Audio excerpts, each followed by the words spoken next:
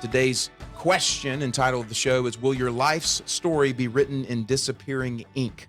Diving into the process of how you begin to live by faith, practice hope daily, begin to step into co-laboring with God to live out why he put you here in the first place.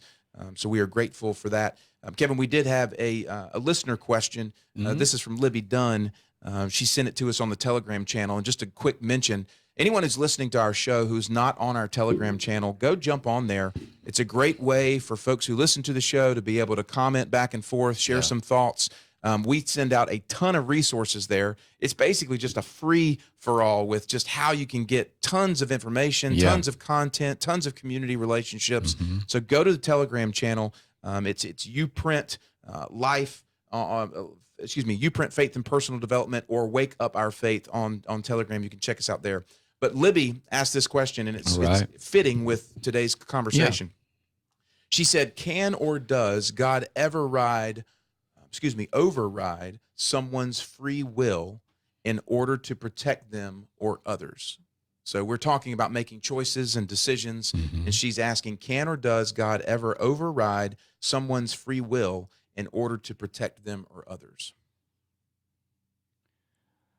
Well, it's kind of, and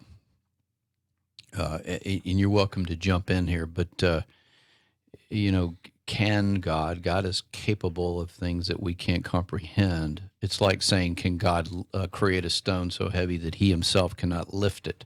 That's logic, and we're bound to it to some degree. Through him we're not, but he's not, ever. So we can't explain the internet to an ant.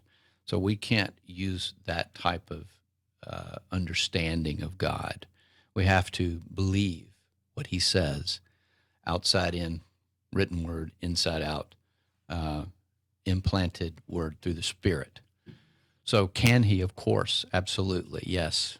And I say that, lovingly, but yes, of course, he can do anything. Will he override someone's free will? I think that his will always wins, and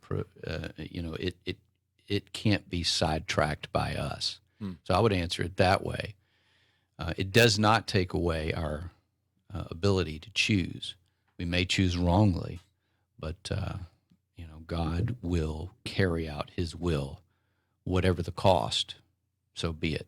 So yes, it's and thanks for providing your insight on that. And it's an interesting question, especially with a lot of folks who get lost in the denominational theology kind of conversation about, Reformed theology and Presbyterians and free will versus predestination and all that kind of stuff, which I went through that phase in college, and I'm just so disgusted that that's what I thought loving God was about, is how knowledgeable I was about these different topics. For everybody. But, I've had somebody say recently, and I don't agree with it, and says that, well, whatever God's doing, we can't mess it up. And it's kind of along the same lines here. Well, you're getting into Calvinism and the idea that it's all decided and done, and that's not, I don't agree with that at all. That would mean Jesus didn't have a choice. Yes. And that's ridiculous, because that would lower, it wouldn't magnify him. But staying out of all that, that's a waste of time, for us at least. So, but to Libby's question, I think it's, look, I prefaced this already with this impossible answer, so I don't want to spend a bunch of time on that. We can't comprehend God, period. So to continue to toil around in there, we're going to waste the days we have. So let's not do that. Can God do it? Absolutely. Will he do it? He will do whatever his will requires. Our job isn't to upend his will. Our job is to understand it and surrender to it and grab hold of it. What he gives us in return are the desires of our heart. It's a good trade-off, but he already knows what they are. Why? Because he put them there. So he's got it figured out, and we get to figure it out with him. Yeah. It's paradoxical, but we can't mess up his will. We cannot sidetrack him. That is true. but we can make decisions and watch, and our lives can be used to bear fruit. And that's what they're meant to do while we're here. Right. And I think it's a fantastic answer and a segue back into what we're talking about today, because we can get lost in things that seem like God but aren't actually God. Yes. We can get lost in Yes. theological conversations. Yeah. We can get lost in trying to approach God with logic and Right. trying to figure out, what did he mean here with this? And, Right.